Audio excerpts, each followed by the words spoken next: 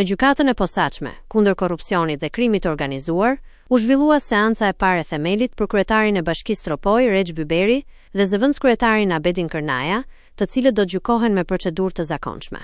Gjyqtarja e seancës, Atalanta Zeqiraj, bëri me dije se të dy të pandehurit nuk kishin paraqitur kërkesë për gjykim të shkurtuar gjatë seancës paraprake, gjë që e detyron procesin të zhvillohet sipas procedurës standarde. Sipas akuzës, dy zyrtarët janë përgjegjës për një dëm financiar prej 2.7 milionë eurosh. Shkaku kryesor lidhet me ndërtimin e dy rrugëve, ku ata autorizuan ndërhyrje në pyje pa marrë miratimin e institucioneve mjedisore dhe pa regjistruar projektin në sistemin elektronik të lejeve të Bashkisë Tropoj.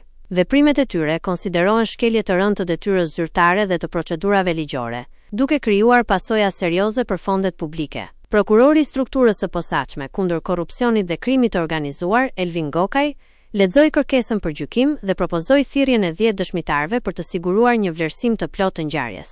Ai përmendi gjithashtu personat që janë pyetur deri tani në cilësinë e individëve me dijeni mbi shkeljet që u dyshohen të pandehurve. Gjatë seancës u prezantua edhe një ekspertim financiar dhe teknik, i realizuar sipas kërkesës së gjykatës, i cili ka konstatuar dëmin real të shkaktuar nga dy zyrtarët ndaj buxhetit. Ekspertimi ka shërbyer si bazë për gjykimin dhe për përcaktimin e përgjegjësisë ligjore të tyre.